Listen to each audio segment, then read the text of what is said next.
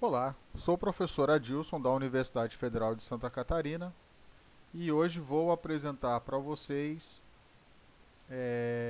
como fazer a aplicação da lei de lógica a partir de dados estruturados, que foram os dados que nós baixamos da Web of Science na aula passada. Então, para isso eu vou usar vários elementos. Um deles vai ser a base de dados recuperadas que realizamos na aula passada em Excel. Eu vou usar um editor de texto, que é o Word, a calculadora e um bloco de notas só para a gente poder saber como que se deu a estrutura da lei de lógica como nós aplicamos, ok? Então, primeiramente eu vou para o documento em Excel, e esse documento em Excel é o mesmo que eu baixei da aula passada, de todos os registros da pesquisa que nós fizemos sobre saúde mental. Então, dentro dessa base de dados, por ela ser estruturada, eu tenho vários campos que são ordenados.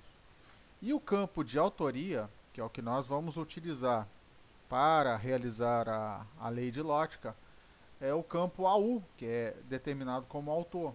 E ele é uma forma de autoria simplificada. É o sobrenome, vírgula, a inicial. Se eu não estou confortável em trabalhar com esse campo, porque ele tem o nome abreviado e duas pessoas podem ter o mesmo nome ou nomes similares e o sobrenome igual, poderia dar um acúmulo de informação aqui dentro que não é verdadeiro. Eu posso também trabalhar com o campo AF, que aí eu tenho o nome do autor completo, então eu não teria problema algum. Como eu já fiz uma prévia de todo esse tutorial, eu vou utilizar o AU, tá ok? Então, para poder fazer a quebra dos documentos, eu copio essa coluna inteira, eu vou para o Word, que é um editor de texto confiável, e eu copio no Word como texto esse conteúdo. Ao copiar para o Word, a gente vai conseguir verificar que as autoridades elas vão estar sendo representadas aqui dentro, em separação, por ponto e vírgula. E não é isso que eu quero. Eu quero que cada um dos autores esteja embaixo do outro, porque assim eu posso começar a quantificar a quantidade de produtividade individual. Como que eu faço isso? No Word basta você selecionar tudo e substituir ponto e vírgula espaço, porque é o meu meio de diferenciação de um autor para outro, e eu agrego acento circunflexo P e peço para substituir tudo. Acento circunflexo P, ele vai dizer que todos os campos que tem ponto e vírgula espaço eu quero que substituam por parágrafo. Então, automaticamente fazendo isso, eu vou ter um autor debaixo do outro, que é isso, ok? Eu tenho um autor debaixo do outro. Então, eu não corro mais o risco de quantificar dois autores em conjunto dentro da minha análise. Agora eu consigo analisar autor por autor dentro da minha análise. Copio isso e vou para uma planilha nova do Excel. Colo aqui dentro.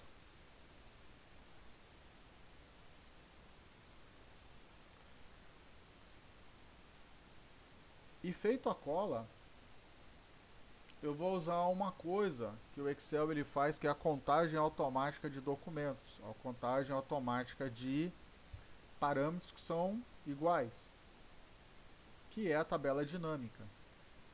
O problema é que está demorando um pouco de tempo, porque são bastantes registros, né? Mas aqui eu tenho todos os autores. Por favor, não elimine essa primeira linha, porque ele vai servir para a gente como rótulo de linha. Então eu venho em inserir, tabela dinâmica, e vou gerar uma nova planilha.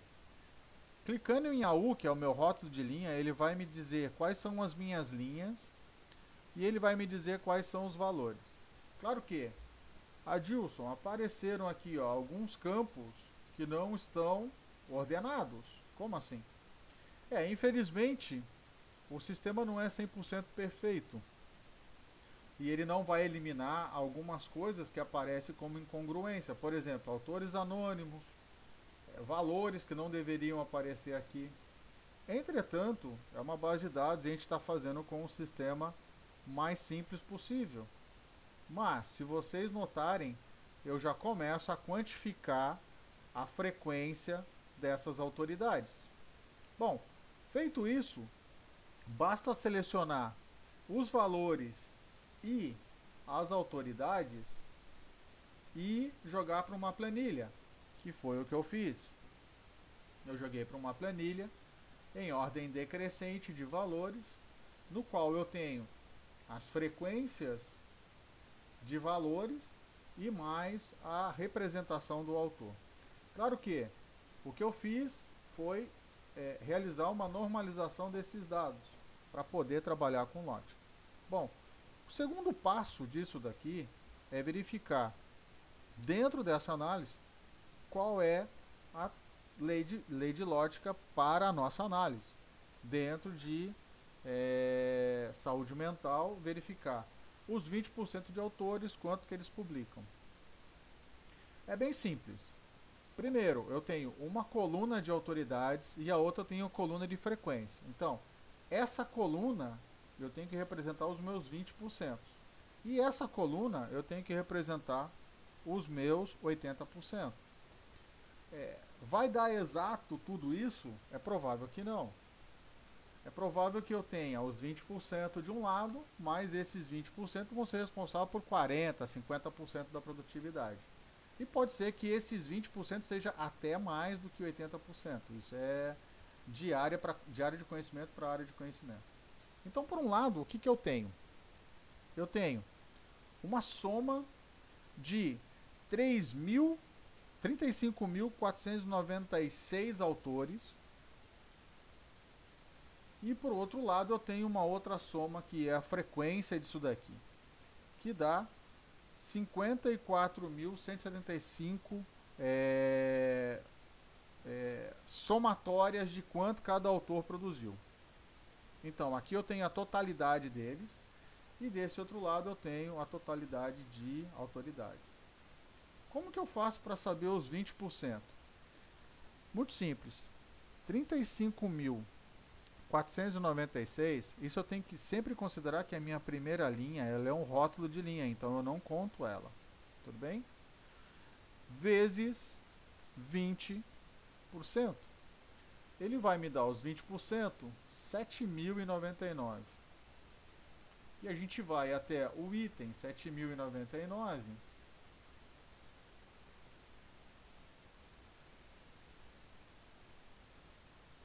Eu vou tentar acelerar um pouco mais. Opa, passei. Eu já fiz uma marcação. E essa marcação eu tenho meus 20%. Eu tenho 20% de autores aqui. E como que eu vou saber quanto que esses 20% de autores publicaram? É simples.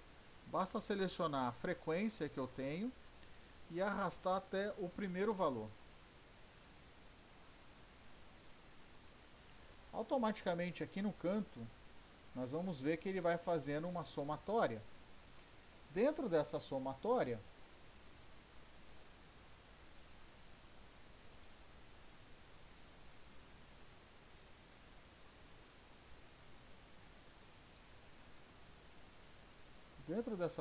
ele vai me calculando quanto que está dando a frequência de tudo isso.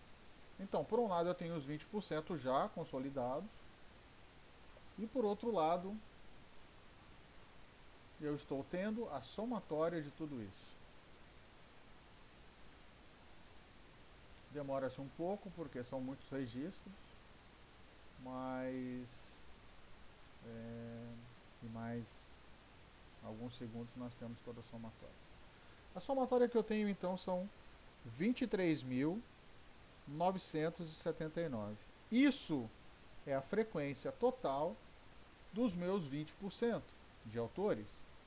E para saber como que eu faço a divisão ou chego à porcentagem de quantos esses 20% foram responsáveis, basta clicar na coluna B, que eu vou ter a totalidade, 54.175. Bom, Adilson, como que eu faço agora para saber quanto que representou esses 20% de autores dentro da minha somatória? É uma regra de 3 ou uma somatória bem simples, né? Ó, por um lado, eu tenho 20% de autores, que são